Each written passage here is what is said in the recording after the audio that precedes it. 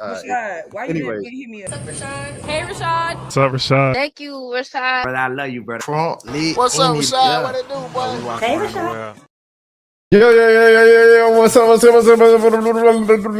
Welcome back to the channel. My name is Rashad Milligan. If you are new to the channel, this is the road to 10K subs. I'm trying to get to 7,000 subscribers by the end of this month. At the time I'm recording this, it's the wee morning hours of January 28th, and I'm about 130 subscribers away. On average, I probably get about at least about 30 subscribers a day. So if I'm 130 away and it's 3 days away, here goes the math, I will have 90 subscribers, 90 more subscribers. So that will leave me 60 short of my goal, right? 60 short. Because I need, no. Hold on. I need 170, right? 170. So if I need 170 and I had 90, then I'll be 80 short of goal. So I'll be 80 short of goal at my current pace. So I'm going to turn it up a notch these last couple days. Some of y'all might even be like, Rashad, I didn't know you were streaming tonight. Guess what? I didn't either. I was sleeping.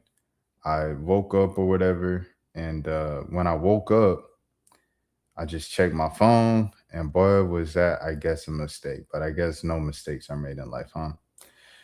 So halfway mistake, whatever. People were asking me to do stuff. You know, something happened at work.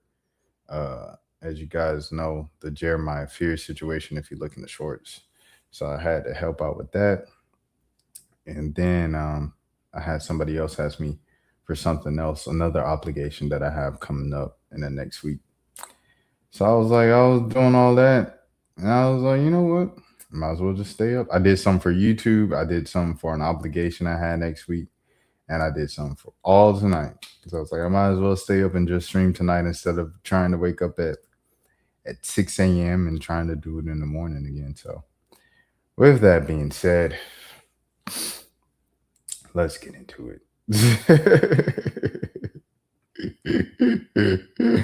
Yay! I'm Mr. O Kanye. Straight up go Kanye. I'm Mr. Kanye.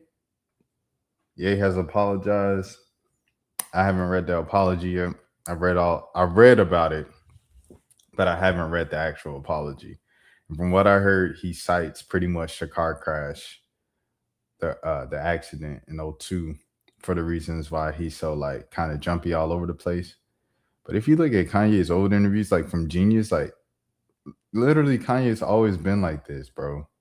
Now, I mean, I feel like it's gotten more and more extreme over the years, 100%. But like, Ye's kind of always been who he is. I mean, according to the Genius doc. Let me go. All right. So let me read it. Where is it? Where's the picture? They don't have a picture. Oh, you need a subscription to look at something that was free. Well, I guess I'll just pull up the free thing then. Goodness gracious. I'm not going around the paywall because I don't want to encourage stealing, but goodness gracious. The apology is free. He took out a whole page ad. It was free. All right. Y'all ready? Here we go. Shout out to Good Ace. Let me get. To those I've heard, 25 years ago, I was in a car accident that broke my jaw and caused injury to my right frontal lobe in my brain. At the time, the focus was on the visible damage, the fracture, the swelling, and the immediate physical trauma. The deeper injury, the one inside my skull, went unnoticed. Comprehensive scans were not done, neurological exams were limited, and the possibility of the frontal lobe injury was never raised. It wasn't properly diagnosed until 2023. That medical oversight caused serious damage to my mental health and led to my bipolar type 1 diagnosis. Bipolar disorder comes with its own defense system, denial. While you're a maniac, you don't think you're sick. You think everyone else is overreacting. You feel like you're seeing the world more clearly than ever, when in reality, you're losing your grip entirely. Once people label you as quote unquote crazy, you feel as you cannot contribute anything meaningful to the world. It's easy for people to joke and laugh it off when in fact this is a very serious deliberating disease you can pass away from. According to the World Health Organization and Cambridge University, people with bipolar disorder have a life expectancy that is shortened by 10 to 15 years on average, and 2 to 3 times higher to all cause mortality rates than the general population. This is on par with severe heart disease, type 1 diabetes, HIV, and the C word, all lethal and fatal if left untreated. The scariest thing you can do about this disorder is how persuasive it is when it tells you you don't need help. It makes you blind, but convinced you have insight. You feel powerful, certain, unstoppable. I lost touch with reality. Things got worse the longer I ignored the problem. I said and did things I deeply regret. Some of the people that I love most, I treated the worst. You endure fear, confusion, humiliation, and exhaustion of trying to have someone who was at times unrecognizable. Looking back, I became detached from my true self. In that fractured state, I gravitated towards the most destructive symbol that I could find, the swastika. I even sold t shirts bearing it. One of the more difficult aspects of having bipolar type 1 are the disconnected moments, many of which I still cannot recall. That led to poor judgment and reckless behavior that oftentimes feels like an out of body experience. I regret them and I'm deeply mortified by my actions in that state, and I'm committed to accountability, treatment, and meaningful change. It does not excuse what I did, though. I'm not a Nazi or anti Semite. I love Jewish people. And this is Jewish people while alive. It's just when you're in the industry, you know what something is. To the black community, which held me down through all types of highs and lows in the darkest times, the black community is unquestionably the foundation of who I am. I'm sorry to have let you down. I love us. In early 2025, I fell into a 4 month long maniac episode of psychotic, paranoid, and impulsive behavior that destroyed my life. As the situation became increasingly unsustainable, there were times where I didn't want to be here anymore. Having bipolar disorder is a notable state of constant mental illness. When you go into a maniac episode, you are ill at that point. When you are not in an episode, you are completely quote unquote normal. And that's when the wreckage from the illness hits the hardest. Hitting rock bottom a few months ago, my wife encouraged me to finally get help. I found comfort in Reddit forums of all places. People speak on being a maniac or manic or depressive episodes of a similar nature. I read their stories and realized that I was not alone. It's not just me who ruins their entire life once a year despite taking meds every day and being told by so-called the best doctors in the world that I'm not bipolar, but merely experiencing quote unquote symptoms of autism. Words, what is it? Hold on. My words as a leader in the community have global impact and influence. In my mania, I lost complete sight of that.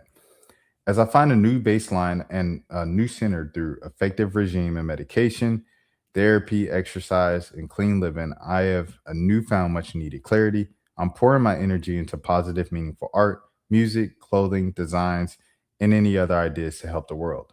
I'm not asking for sympathy or free pass, though I aspire to earn your forgiveness. I write today to simply ask for your patience as an understanding as I find my way home. With love, yay. I think so. Thank you, Toast. I appreciate that. What's that, Nate? What's that, Nate? I think um one of the things I think that would have hit more is if he would have just called himself Kanye. His old name. But the fact that you're still going by Ye, I think Ye is representative of all of the things that you said, were destructive to your reputation, to your image, to your life, as you pointed at, as you paraphrased it. Kanye West is probably the most difficult person to summarize I've had one actual encounter with Kanye, and it was a positive one. You know, it was my first time in LA. It was like an excuse to go to LA. It was like, hey, Kanye West wants you at this thing like the day before. And I was like, of course I want to go. Like, Kanye's my favorite artist ever, bro. Like, I mean, behind Michael Jackson. Of course I want to go. So I get to go to LA for the first time. I was flying Spirit, like squished on like the last row or whatever, because they got the ticket last second. But I didn't mind, bro. I was getting to see Kanye. I was going to LA for the first time too. So I go out there, and you know, they have this food and this whole spread for you. And Kanye is like just as entertaining and the same person that you see online and the interviews and stuff. And then he had Sunday service perform for us, and that was really cool. We got to capture that and everything. It's a moment I'll never forget, to be honest. You know, to be that close. And like when I first walked in and I was looking for a spot, I walked around the whole table, and on purpose I walked behind Kanye, and he looked back at me like when I was walking behind him, I guess as a like who's walking behind me type moment. And it was pretty cool, I'm not gonna lie. But in that, you know, after that, he sent us all you know, the little players, stem players, and Yeezys. And that was just like dope, bro. Like it was dope. Like he did it for free, you know what I mean? Just like kind of like out the kindness of his heart, for real. Like, you know, just being a good guest, just being a good host, I should say. And so I'll say that. And then you see everything that you see on the outside of like interactions with him, and it's just like, bro, this man is up one day and down the next, up one day and down the next. He made promises at that table that I haven't seen fulfilled. I don't know if those companies, you know, canceled those plans or if he just didn't complete them. But yeah, that was the case there. So I always want to like just speak with kind of a bit of a nuance when speaking about Kanye, because like my one, once again, interaction with him was a positive one, and he was nice, you know. But yes, I don't know who Kanye is, bro. I don't. I don't know who Kanye is. But I do know, being in the media industry and the things that Kanye was saying, um, the one that was like, I don't hate Jewish people, I love Jewish people and stuff.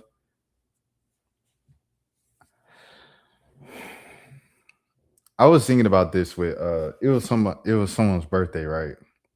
Recently, like a celebrity, powerful figure. And someone else was also like recognized, honored, right, in the past week. And I'm so what you call jaded that I'm like, bruh, isn't this person connected to this? Didn't this person do this? Like, do we just kind of bypass that because everything else about them is pretty lovable? And I don't know. I literally think that with everything. Like I'm kind of jaded and stuff like that because I've seen so much in the industry that it's like I know what is what usually and stuff. That I don't hate Jewish people thing. It seems like something that was just like a PR publicist. Like, I don't know if he put this in Chat GPT. How can I save my life in one statement? But that's what it felt like, that, to be honest. Uh and then some, you know, and then for this fan page to say we're streaming the Bully LPs on January 30th and 31st. He's released this Bully album and unreleased it about 3 separate times. I don't know if releasing Bully again is a sign of more mental stability. And then, like someone else said in the interview, I haven't read the interview yet, obviously. I'm just reading everything for the first time now. But they were like, how am I supposed to believe that you genuinely mean this apology this time and it's not just another rollout for your next album, the Bully thing that you're promoting right now? I don't know how you responded to that. Well, I guess we'll see.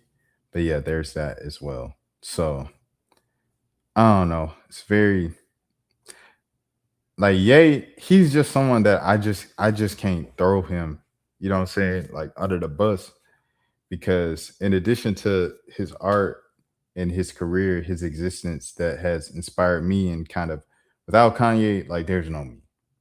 Or me, this version of me that you guys see. And then my one interaction with him in real life was positive. So it's difficult for me to have those experiences and then just be like, oh, Kanye crazy. He did it. Like, it's difficult for me to do that. I feel like that's kind of insincere and just not honest of me. And like lacking empathy. So let me see. This is what Nathan said.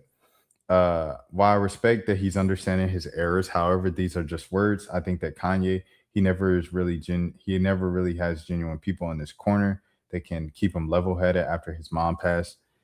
The thing about it is with Kanye is I felt like he's had people in his life who have tried to hold him accountable and keep him realistic and like, bro, like what the heck are you talking about? And he just pushes them away. And other people have seen that. So they just enabled him to do everything. Yes man, aka yes man. So like great example. Sneeko. I feel like Sneeko was a yes man to Ye just for the sake of like Sneeko just like me. He's just like me and you. Sneeko probably around our same age. So he like, bro, Kanye West growing up was like a superhero. He said that's his point. Yeah. Kanye West was a superhero.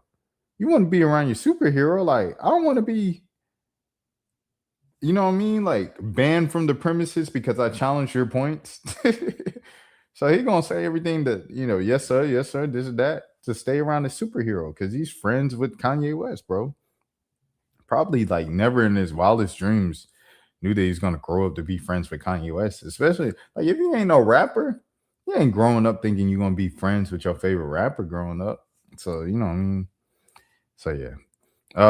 But anyways, here's the interview. After issuing a public apology, Ye, formerly known as Kanye West, gave an exclusive interview with Vanity Fair about his mental health. Here's another thing.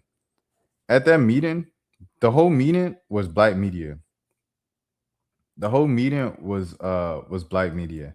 It was all black media members, and it was like a Kanye thing, and it was kind of like, you know, I felt like Ye's done the whole I'm coming home thing, no pun intended, a lot in his career, especially like over the last 10 years or so, where he's come back to Chicago, hung out with all black people again and said, I'm back home, y'all.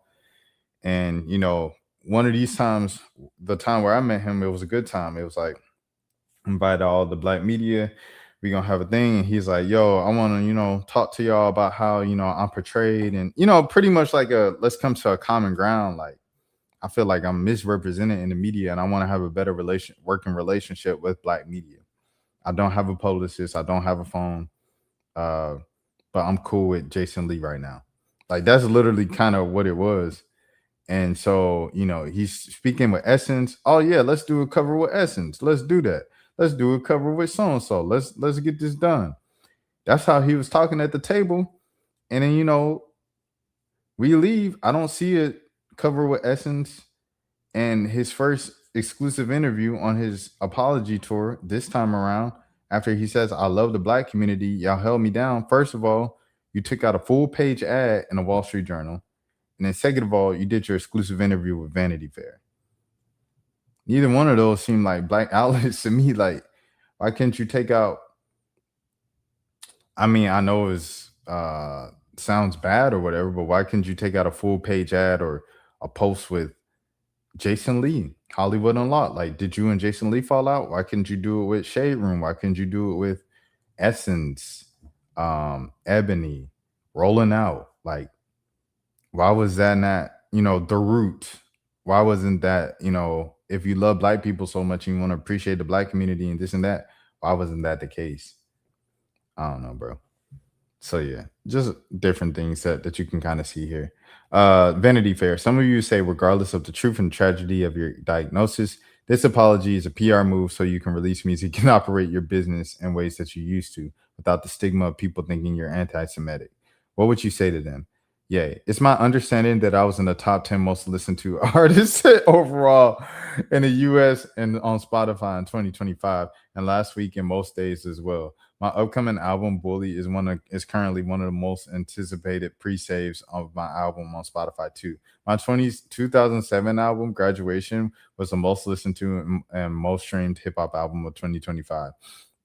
This, for me, as evidenced by the letter, isn't about reviving my commerciality.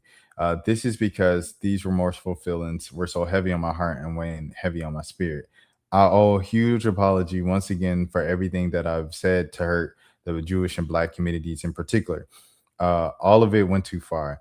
I look at the wreckage of my episode and realize that this isn't who I am. As a public figure, so many people follow and listen to my every word. It is important that they realize and understand what side of history that I stand on, and that is one of love and positivity. Vanity Fair. Beyond your public words and how they influence people, how have you treated people in your personal life in any ways that you regret? How have you made amends? Every day I wake up, it's a checklist of everything that I said, at least what I can recall while in a bipolar episode. All of the family bonds, deep relationships, and lifelong friendships that I've worked so hard to build over so many years were all tarnished by all of the horrible statements that I made so impulsively. Dang, I remember when he called Tyler the Creator gay, and like he was like, because Tyler Creator like unfollowed him and he was like gay. And I was like, dang, it's crazy. Like it's messed up, bro. You repeatedly spoken about not wanting to be medicated. What were your fears of going on medication, and to have any of those things that you were concerned with about actually happen? He said, I've been put on and off and taking many medications. That's just a part of the journey. The African American community has a hypersensitivity to antipsychotic drugs more than most groups. Finding the right dosage is difficult, but it's important and critical to finding the right balance of the illness. Zombifying otherwise becomes a side effect of high dosage. The side effects as such have been the reality for me at times. And it is known that 60 to 80% of people who have these psychotic drugs experience side effects, and up to 25% of the people abandon them because of the side effects. I'm just trying to find out what works for me so that I continue down this positive course. I'm interested with this as well, of like, how was this interview done? Was it done over email? Was it actually done like over recording? Because Kanye, bro, like these answers are pretty like consolidated. They're pretty concise, to the point, address the point, move on to the next question. Kanye, that joke can go from one thing to the next, and he'll end up talking about Donda at the end of it. Like he go all around. So I'm like, I don't know, like how real is it? Man, I don't know, bro. I hate the fact that like my views are just so tainted and I view everything with skepticism, but hey, it is what it is. Shout out to Lauren LaRosa, Black Girl Grinding, Breakfast Club, that's family. I received a statement from the CEO and president of the NAACP in response to the AIDS apology. Derek Johnson, NAACP president and CEO, tells me there is courage in owning one's journey, whether confronting mental health challenges or reckoning with chapters of our lives that require reflection and repair. Reflecting on one's actions and being held accountable, for the impact it has on others is a journey to understand and not to repeat past harms. Progress begins when we acknowledge, take responsibility for our actions, and seek efforts to repair for the harms caused. Mental health is a crisis in this country, and more than 1 in 5 U.S. adults experience mental illness each year. The burden of mental health conditions is not to be shared equally. In marginalized communities, Black Americans and groups face barriers to mental and behavioral health care. This is an opportunity for him to use his platform to advocate for additional federal and private mental health support to remove barriers and increase access to care. I just feel like, bro, if you want to do the whole like, sorry, Black people thing, I love Black people. Like, I am Black. I come from Black. Black made me. Why don't you do none of this stuff with Black people? And you can't say I wasn't thinking about Black media. You had a whole conversation and meeting with Black, you know what I'm saying? I know I'm saying the same thing, but it's just, I don't know, bro. I hate to be so skeptical of stuff. I want to just be like, this is Kanye West, let's go, man. Because like Kanye made You Don't Know My Name. Kanye made All of the Lights. Kanye made Runaway. Kanye made We Major. Kanye made Late Registration. Kanye made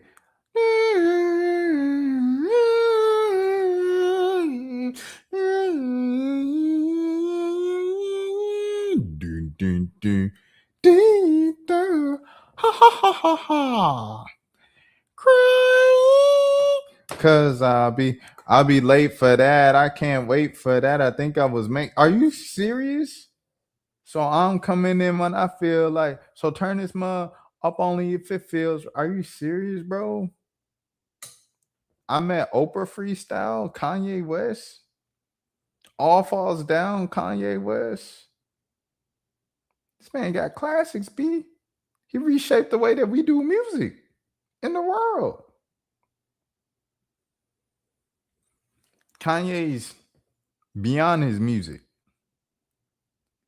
his confidence, his answers, the way like Kanye's existence.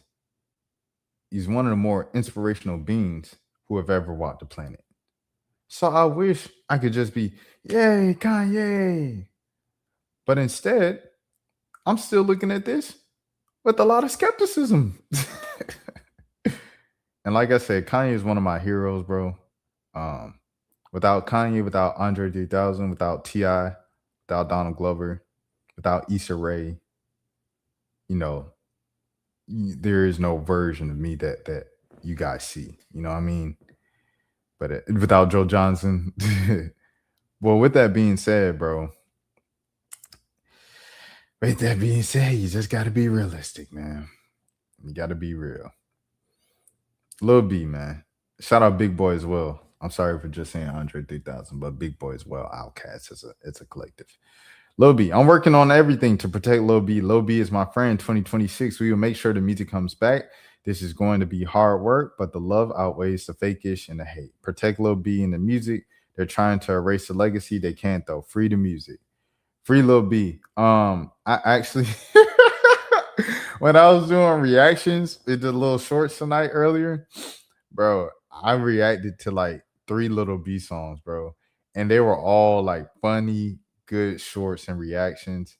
But like but the songs were just so vulgar. I was like, I can't post this. I was just like, I can't post this.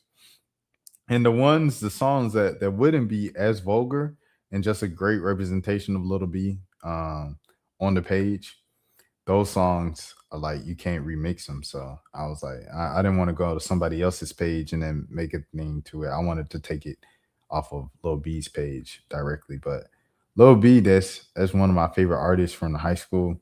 I think he's one of the more influential artists, impactful artists in the world of hip hop from the late 2000s and the early 2010s.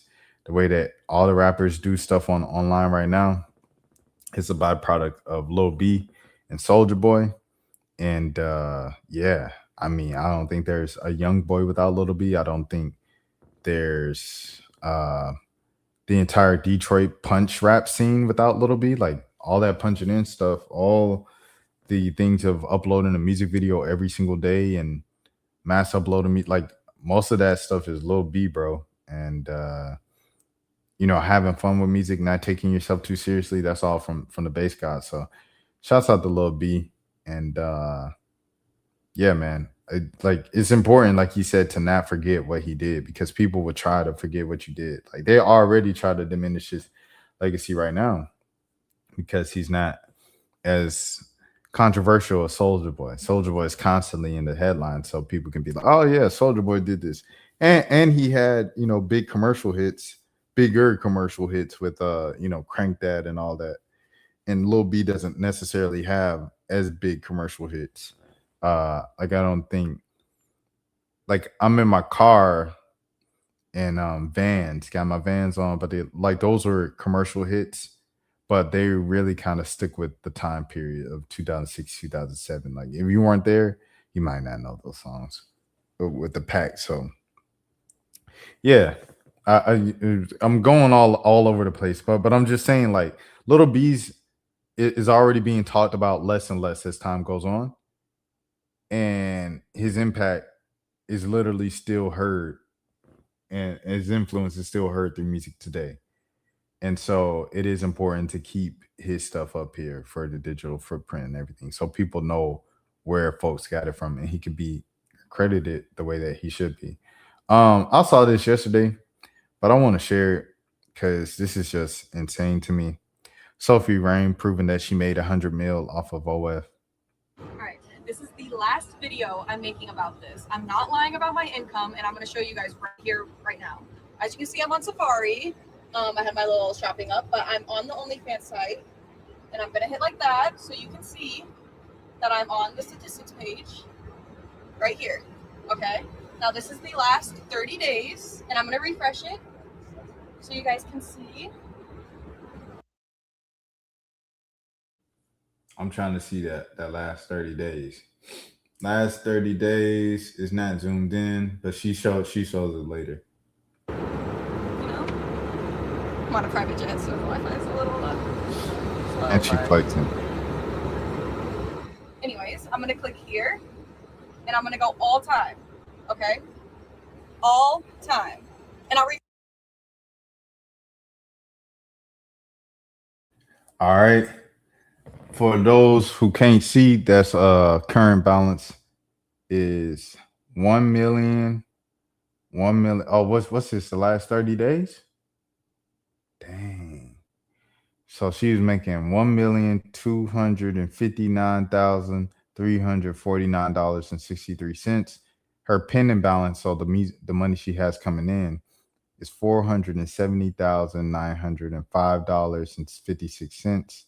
time, and I'll refresh it one more time. So now she's going to okay. all time now. And the reason why it was blue before is because I had the website added to my home screen. Okay. But yeah, I'm not lying about my income, and I would never. I have no reason to lie about my income. So here it is. All right, this is. All right.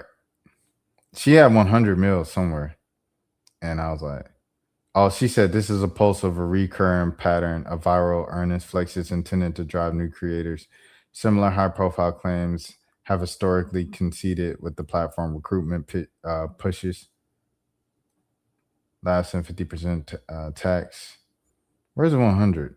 I saw the 100 yesterday when I saw it. Oh, it's right here. 101 million gross income. So they're saying it's pretty much recruitment. So they're saying it's recruiting. Well, hey, I ain't gonna lie. Elon ruined Twitter, but one thing he did do that I like about is the little notes, the little tweet notes that he be doing. He said, what is this? He said, oh, heck no. But the one thing, like, I do like the little notes. That's one thing that Elon did well with Twitter. Everything else was just ruined. Changing the name to X, the DMs, all the extra stuff on the app now.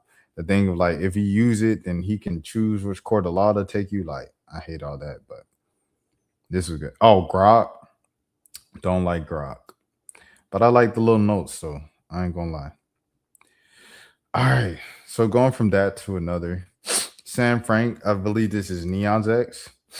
She was she went off on someone who was talking about her doing Bible study on stream. I seen this caption, and knowing what I know about Sam Frank, I thought it was like a joke or something. And I played it. I was like, oh, she's serious. Oh, I didn't know Sam Frank was doing this on stream. Shout out to Sam Frank. Sam, you are a nice girl, but don't force your Bible on people. Sam, you can leave anytime you want. This is just something that I truly feel like I need to do in order to use my platform for good. There's no reason that I should even withhold for a second from reading the Bible if that's what I feel called to do. This is my platform that God gave me, and I'm going to steward it well. And I'm going to continue to help people who are curious about the Bible. I'm not forcing this on anybody, but I hope you do get something out of this.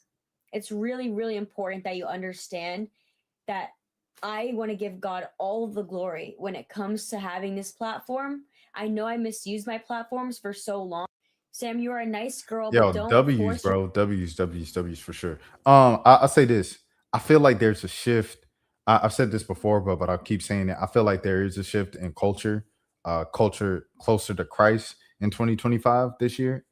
I mean 2025, Lord have mercy, in 2026. like I just feel like that there's just been a shift more to faith and spirituality and Christianity and God in general. And I said I don't know if that was just particularly my algorithm. I don't know if that's because I'm getting older, and so people around me are getting older. And as you get older, people generally just get more serious about Jesus and stuff. But I do feel a shift. What Sam Frank is saying here is 100% true. We do so many things like here on stream and stuff like that. If you're doing stuff in the secular space, whereas so much just ignorance and like blasphemy and you know what I mean, just a lot of dumb stuff, bro. Like every single time in the name of entertainment. Speaking about God for 5 minutes or a stream or two or something like that, like, or if he like say Sam Frank, I know her just from being Neon's ex, bro. And I don't know if she did OF and she cheated on Neon. I don't know the specifics. But I know it was like a lot of on and off kind of drama with them. It was like Neon's ex, Neon's girlfriend, Neon's ex, Neon's girlfriend. And they did that for like a whole year. I don't know if that was 2024 or 2025. But that's what I know Sam Frank for. So for months and darn near a year plus of like just blasphemy and just like foolishness from Sam Frank attached to her name with the platform of being an influencer and a streamer. Yeah. What is a couple months of you doing Bible study like? That's not even equaling up to the amount of crazy stuff he did. It reminds me of on another tip of like manifesting, right? Positive affirmations. I used to listen to Louise Hay every morning, and she would say like, you know, tell yourself I approve of myself 250 times a day. And she says if that seems like a lot, you'd be surprised just how much like negative or like you can't do it self-doubt that you put in your mind every single day. Like just today leaving work, I was like, man, I probably need to stop by the grocery store today because I know tomorrow I'm gonna be working from home. I'm already out. I'm already dressed today and stuff like that. I can go do that. That'll be a cool little swoop.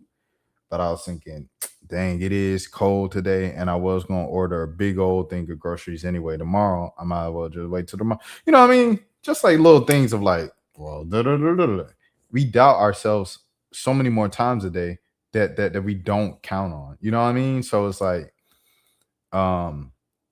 forcing positivity doesn't even equal up to the amount of times of negative thoughts and things that we have. So with that being said, I count that back to here. Sam Frank, as Nate said, she's most definitely a crazy / a crash out. It's like, bro, she's been crazy, you know, all that stuff for a past year. Nothing but like bad negative stuff she's put out.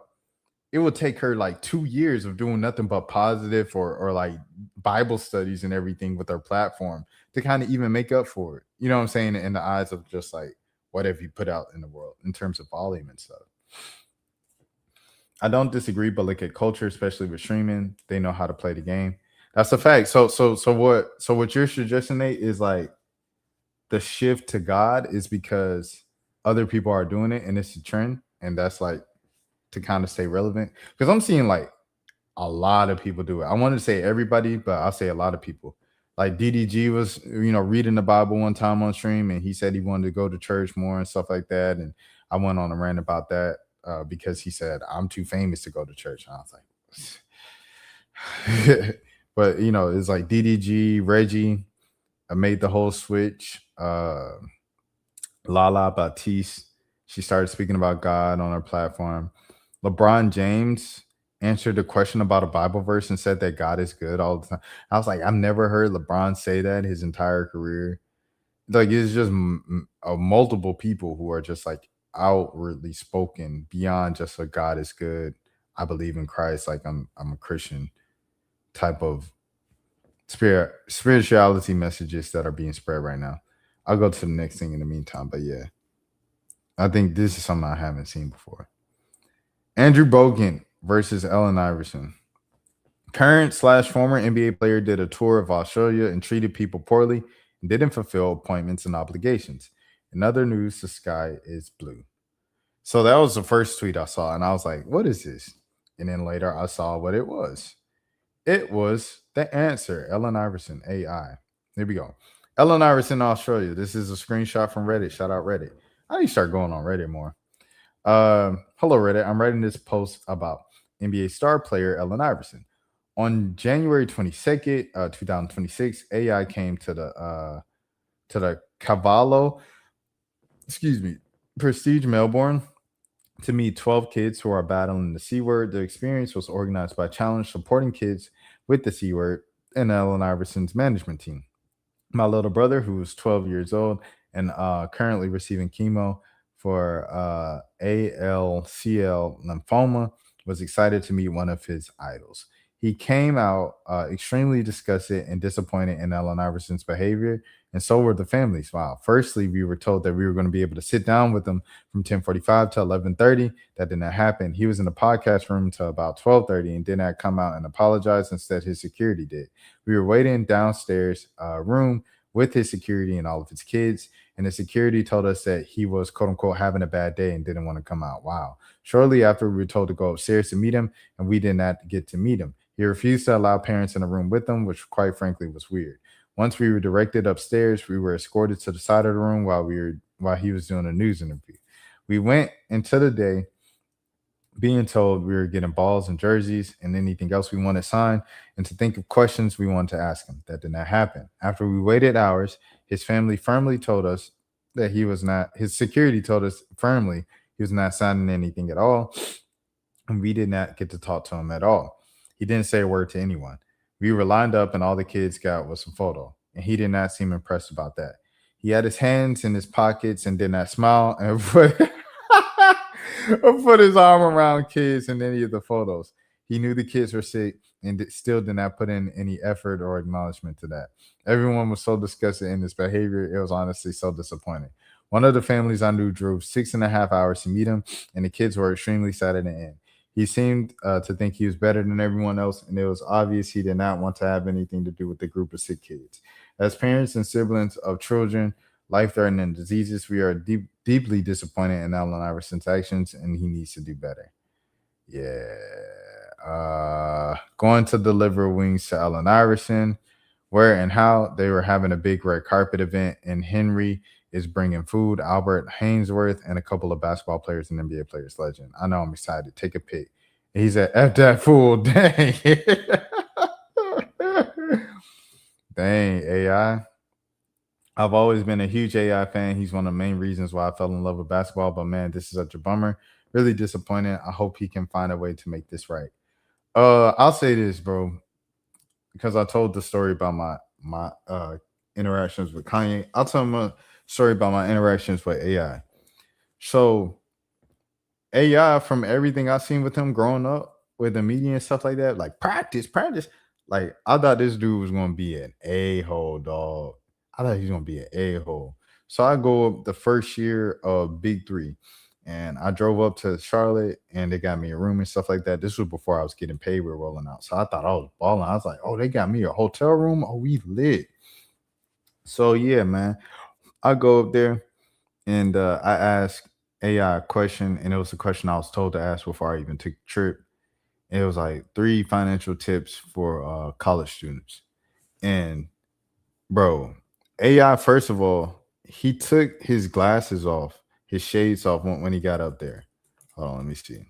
Allen Iverson. He took his glasses off when he got to the podium. And when he took his glasses off getting to the podium, he literally was like, look me in the eye. He looked everybody in the eye, every media member who asked a question, and he gave them all like a minute-long answer at least. Like my answer, you see this, is about a minute and 20 seconds, you know, and he's looking me in the eye right here. He was so respectful. I was just surprised, bro. Like, I expected him to be like a jerk, but he was mad respectful. Now, I also say he was supposed to come to where I currently reside on his last book tour. And like last second, he just canceled. And there was no explanation. Like, I think they said he was sick, but there was no rescheduling. He just canceled it. There's no like apology. It was just like, oh, AI is not coming anymore. And it was just, okay, all right. I guess that's that. And yeah, he just wasn't coming anymore. So those are my two kind of things with AI. So I had a good interaction with them, and then that. So here we go. Absolute crap human. There's no excuses for this. If anyone knows his family, please reach out. Uh-oh. All right, Andrew Bogut. I'm not gonna lie to you, bro. If kids expecting Allen Iverson and they get Andrew Bogut, them kids might be disappointed. All jokes aside. Andrew Bogut is kind of like a jerk, bro. But like the stuff he be saying is real at the same time. Like it's weird. It's definitely weird, bro. Like, but I felt like he's kind of come across as not likable in his post-playing days. I think he's definitely better than like the worst number one picks ever. Cause was he an all-star at any point? Was Andrew Bogut an all-star at any point? I can't remember. I know he had seasons where he was really, really good. He must not have never been an all-star. It feels like he was really, really good for a couple of seasons. He was never an all-star? Dang. He was all NBA third team.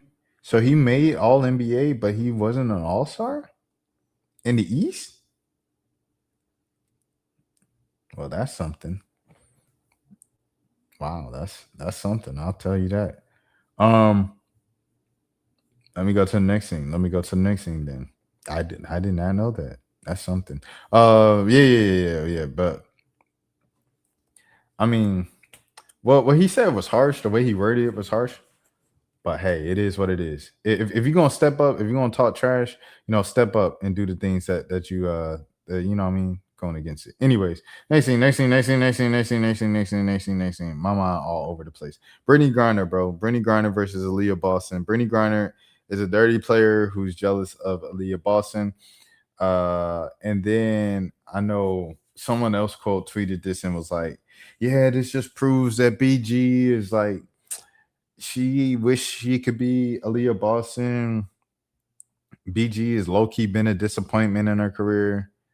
I'm like, full stop. This is what Little B was talking about in erasing the legacy and erasing people's impact. Brittney Griner, hands down, is the most dominant player in WNBA history.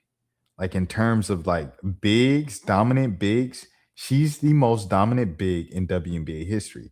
Now you have Lucille Harris and everything like that when you're talking about the history of women's basketball. But in terms of the WNBA, the league that has been around for 27 plus years, it's Brittney Griner. And it's not even close. Like, what are we talking about here, bro? She's a champion, multi-time All-Star, multi-time Olympic gold medalist. What are we talking about here, bro? Like, BG is dominant. She lived up to the expectation, dog. The BG that we've seen the last couple of years isn't really representative of BG and her legacy in her career. This is all icing on the cake. Everything post Russia in the jail is icing on the cake for BG. BG's legacy is solidified. And the people that are just talking down on this because, like, and I know it's people that didn't just start watching women's basketball. That's the most frustrating part of this all. But I'll tell you something that they do have in common. They all South Carolina fans. And I understand writing for your team and everything like that. Anytime I do something South Carolina on this channel, oh, y'all ride. Y'all show up in numbers. Y'all watch the stuff. Y'all comment on the stuff. Y'all passionate.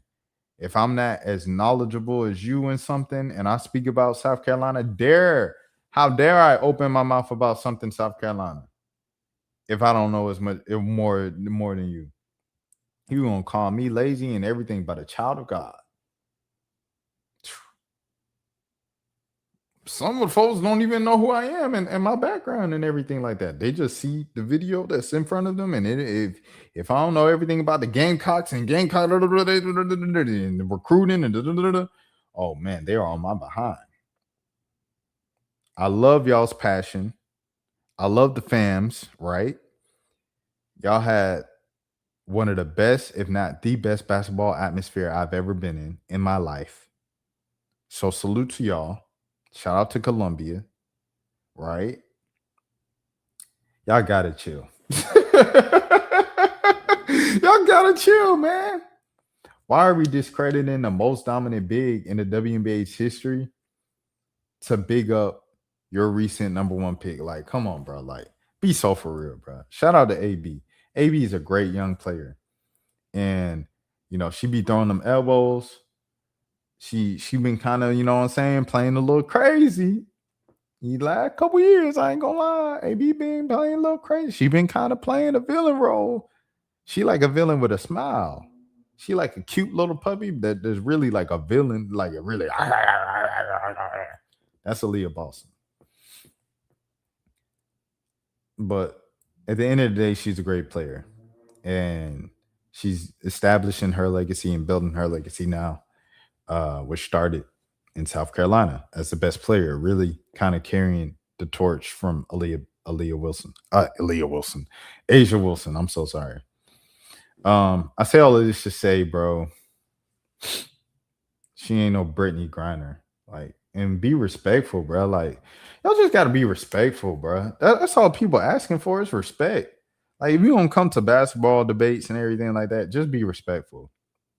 Ain't no need to disrespect the greats to big up your player. Like, we not doing that, bro. We not doing that. It's like the great example, Angel Reese fans with Candace Parker. Like, y'all saying, oh, Candace, oh, she ain't never did what Angel did. Are you serious, Candace Parker? Candace Parker is arguably still, to this day, a top 5 player of all time. She's like represented a whole generation of women's basketball players for a long time. For about, at least from about 04 when she won that dunk contest against J.R. Smith and all them boy, 04 to about 2011, she represented a lot of women's basketball. And I don't know, like, I'm not gonna down talk Candace Parker's legacy because I didn't like her opinion on Angel Reese or the other play. Like, you seen the thing where it's like in a world full of Candace Parkers, be a Lisa Leslie. Like, shout out Lisa Leslie. Like, she was who I looked at as like Michael Jordan of women's basketball as a baby, like as a young kid and stuff like that. That's who I looked at the Michael Jordan of the whole sport. And I appreciate her willingness to coach and, you know, help players in the system and everything like that.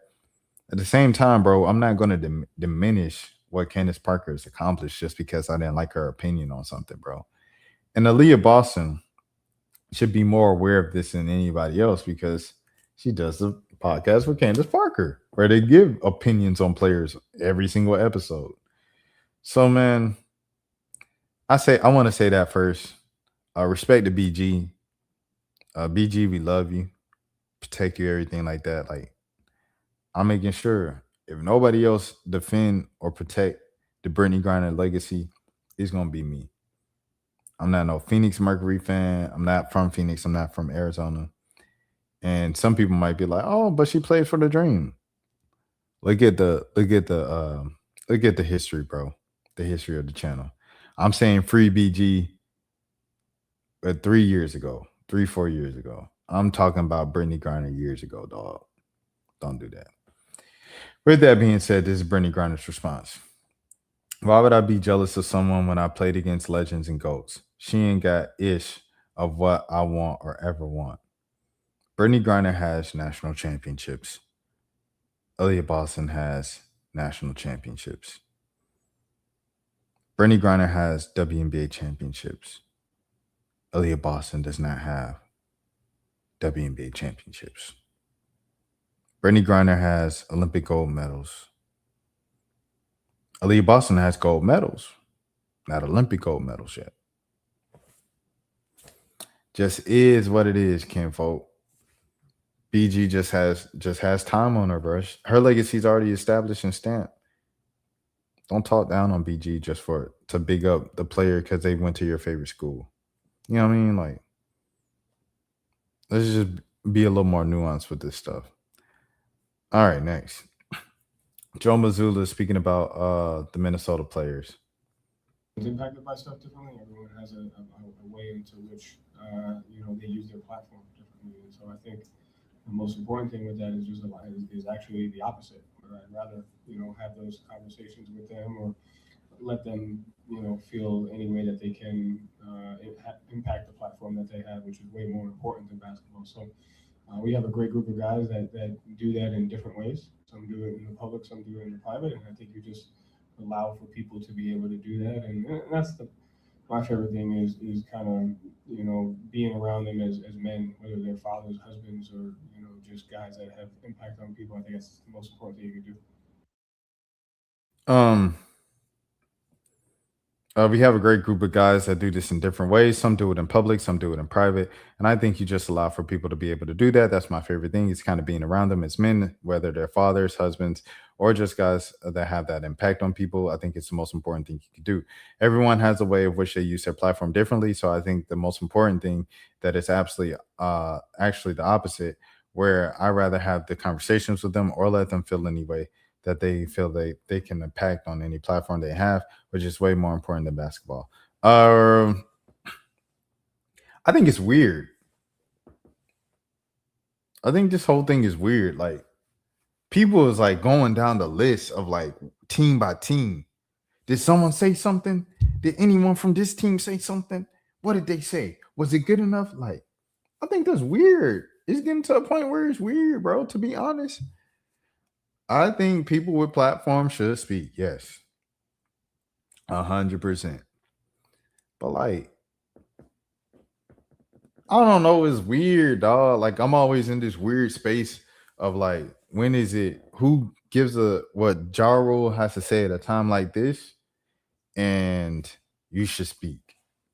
Like, I don't know. Like, I literally go between those two kind of places. Each and every single different individual, circumstance. Because sometimes it's just like, why am I pressing Anthony Edwards to speak about this, bro? Anthony Edwards has never, shown that this is his lane. This is his strong suit. And it's like, well, he could grow up and this would be his chance to do it. But then it's like, okay, that makes sense. Why are we going down the line of each and every single team, bro? Each and every single player, superstar, and this and that. Like, okay, he said this, that wasn't good enough. Okay, he said this was good enough. Great job. Like, I don't get it. I don't get it. To be honest, as someone who has done multiple news stories and who has reported on quote unquote important things, I don't get the point of this policing who has said something and who hasn't, just because they're famous and they play in the NBA. Coach JB violating Diego Pavia after seeing he listed as 5'9" on this official measurement. Our guy Pavia, though, man, so his numbers came out in regards to like measurements, height, weight, size, all that. And I think the young man was like 5'9", 195 pounds. So Orale! I just checked in.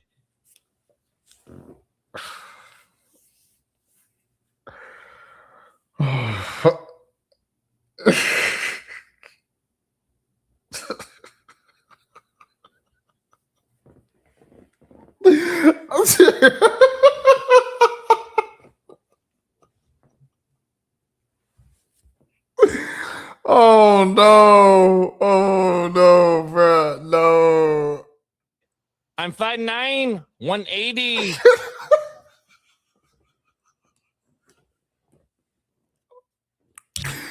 Oh my goodness, bro. What's happening? Yeah, ice fucked me. They got me down at 5'9". I said I was 6'1", so I could come back to college for a 7th year and get NIL, but they told me 5'9". Fuck you, Ice. Our guy Pavia, though, man, so his number. Oh my goodness, bro. This dude, bro. Bro, come on, bro. Shout out to all the Mexican homies, first of all. Second, the way he ended that statement, you know, I'm rocking with the Mexican homies. I grew up around a lot of Mexicans, and I'm still close friends with a lot of them to this day. I appreciate the Hispanic community, all the Latinos, Latinas, and yeah, shout out to all the Mexicans, man, for sure. All right, next. It wasn't me. Anilo. Hi. Hi, Manishma.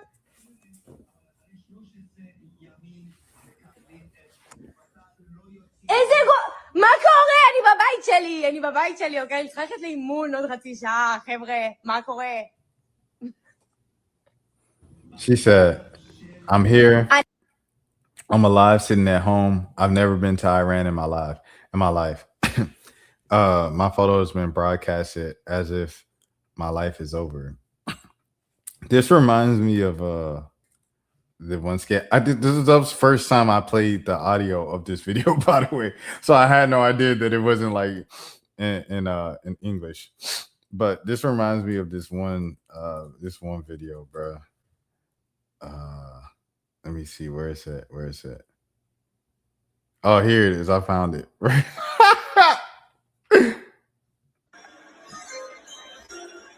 With the second pick of the 2022 NFL Draft, the Detroit Lions select Lil Sasquatch. And that's the pick. Did I just get fucking drafted? Doesn't look like he's played a lick of sports. Dude, where the fuck did they get this? Did I just get fucking drafted in this video? That's like 10 minutes ago. Did I just get drafted? That's what this video reminds me of, bro. Like, imagine you sitting at the crib or whatever, and they just like, yeah, you know, I'm so sorry, you know, this person is gone. And she's like, bro, I'm right here, bro. Like, what are they talking about? Yeah. Okay, all right. Next. New Black Panthers. All power to the people. As everyone knows, I'm Paul Birdsong. I got a message from Aaron Dixon. I did not know. Today saying that he no longer supports us. That after he gave me orders to make a video saying that him and other members were coming, that he withdrew his support.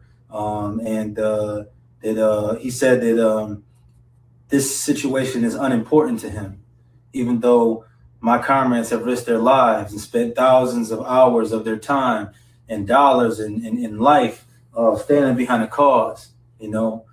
He said he's going to make a statement saying no one has the right to call himself a Black Panther going forward. I told him to make sure that he put in that statement that he did, in fact, give us the right to call ourselves that, because I still have the messages where he did, just in case he doesn't.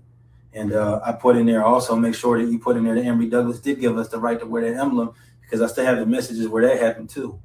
But as it stands, because of that, because of me and my comrades risking our lives and all the heat that we went under, because of the counter-revolutionary practices, because we don't believe in Black nationalism, like Bobby Seale said in the video that I shared on my page earlier, that Black nationalism is acquiesced to racism, and that we don't stand like that we're internationalists and intercommunalists, just like Huey Newton said. We will no longer identify with this flag. We will no longer identify ourselves as the Black Panther Party for self-defense. We're going to take OG from the town's advice. We're going to take the name that he decided to put out there. We're going to call ourselves the Black Lion Party for International Solidarity. Reason for the international solidarity is because we will stand with the immigrants. We will stand with the people being terrorized for ICE. We will stand with any oppressed people across the world. We will keep feeding every single day, keep offering food every single day. We will keep patrolling the community with guns. We will keep stopping drug dealers, keep stopping sex traffickers. We will keep stopping police brutality. This little plaque that I got, it says Paul Birdsong, and as a Panther, it says since 2020. I don't regret the work that I've done because it's brought me to this point. But going forward, these Panther patches will no longer be on my uniforms. Me and my comrades stand independent. We're willing to work with any organization that stands for the rights of every living person any organization that stands against imperialism attacking immigrants. Now, if you're out here raping people and killing people and selling drugs and different stuff like that, yeah, deport them. But those people out there that are just working hard, trying to provide for their families, trying to escape the guerrilla warfare and the cartel warfare that's happening in their countries to come for that promise of the American dream that the United States of America Incorporated lies about, we feel that they shouldn't be bothered, and we're willing to stand beside them to ensure that they're not. All power to the people. All power to the people. Oh, January 31st, you can still come out. You know, we're willing to sit down and talk about solidarity, sit down and talk about unification, sit down and talk about continuing to work, because ain't nothing stopping this way. All power to the people. All power to the people. He look like Genuine. Let me see. The real Black Panthers told them if they keep defaming and calling themselves Black Panthers, they will F around and find out. Now they changed their names. Clowns. And then FD Signifier also spoke on this.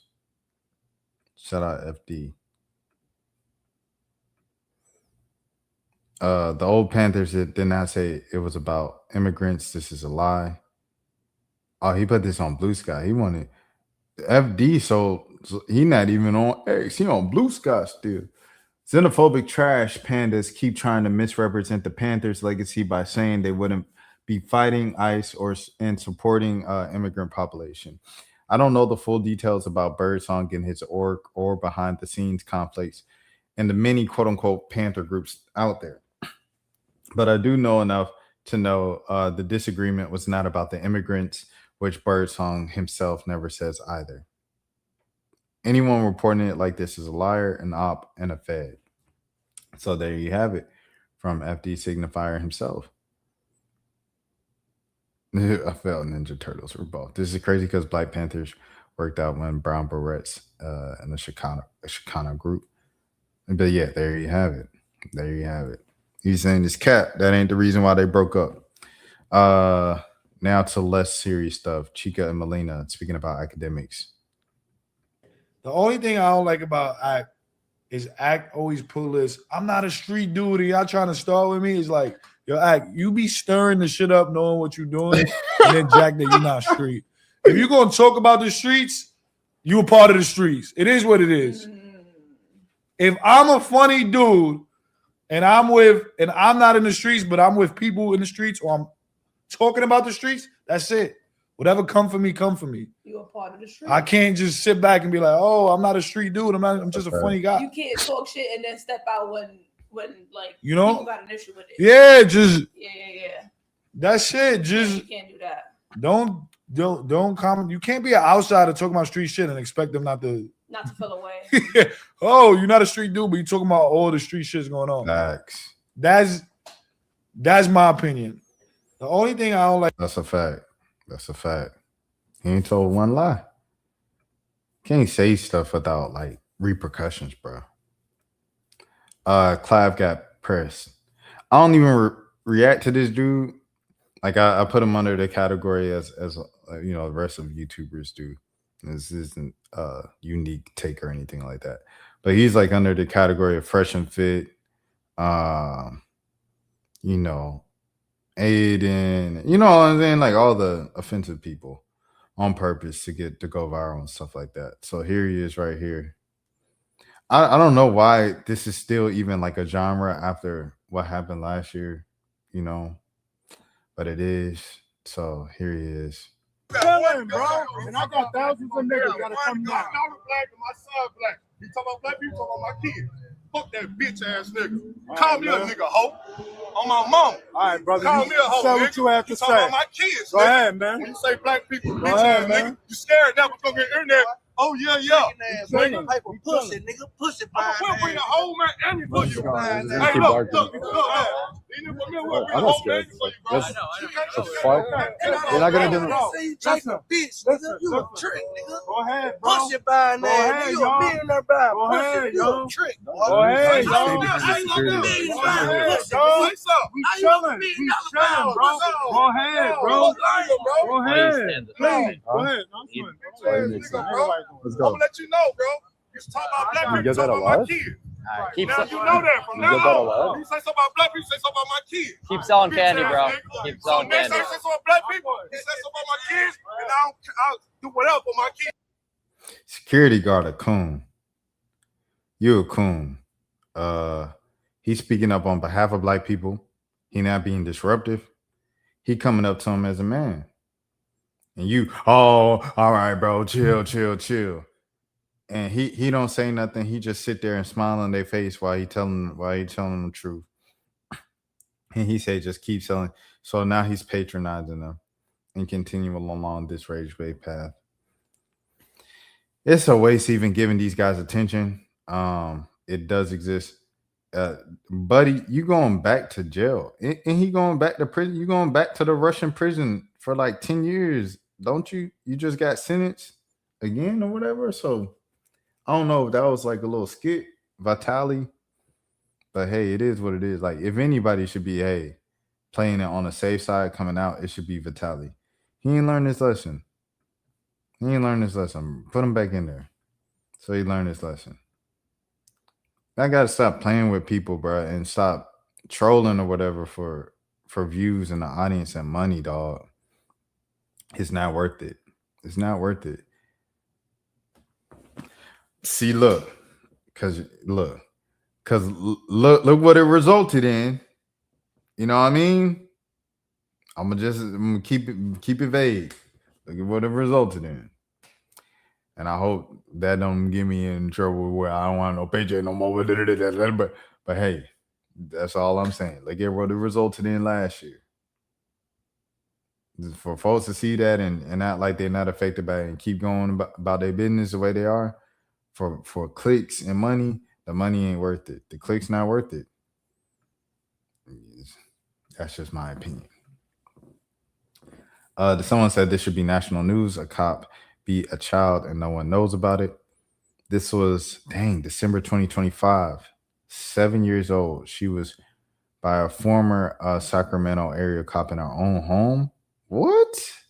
Her sister was seriously injured. Also, the ex-cop lived in a home with the mother and the children. Oh my goodness. Bro, what? 7 years old is crazy, bro.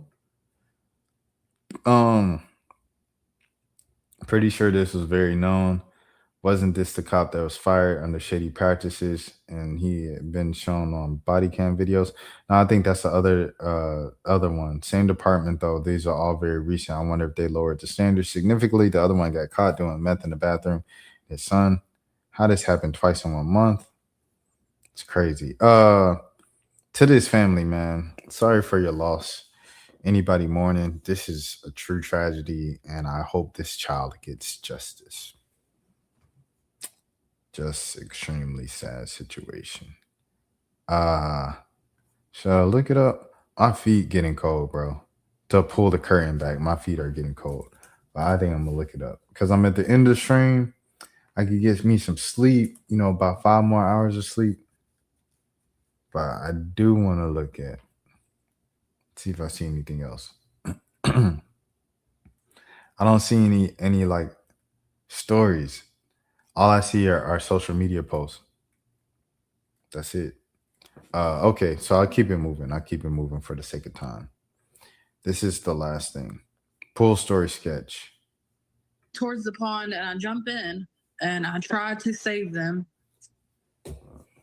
Also trying to keep myself alive because the water is freezing, and as soon as I jumped in, I lock up.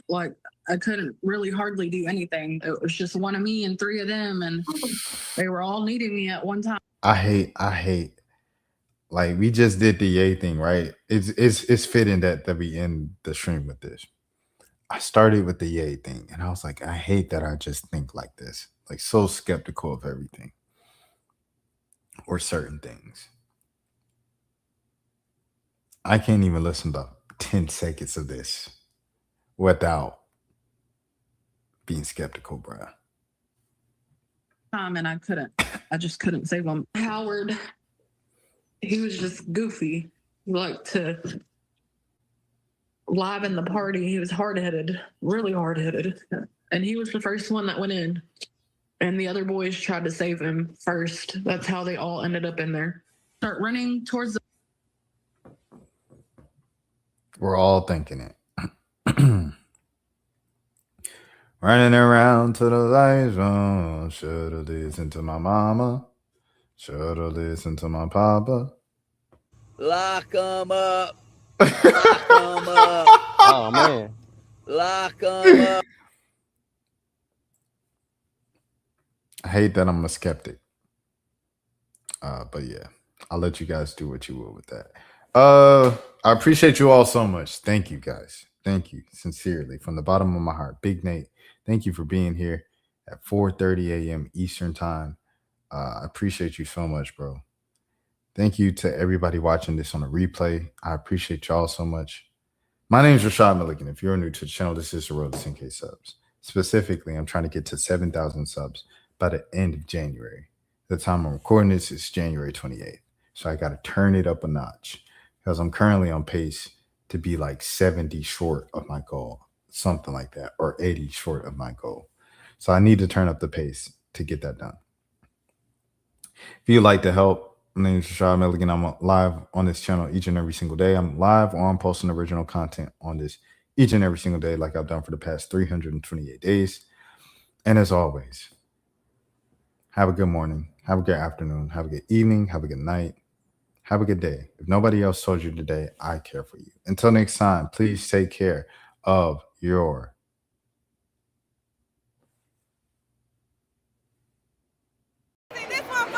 Rashad, why you anyways. didn't hit me up? Hey, Rashad. What's up, Rashad? Thank you, Rashad. Brother, I love you, brother. What's up, Rashad? What it do, boy? Hey, Rashad.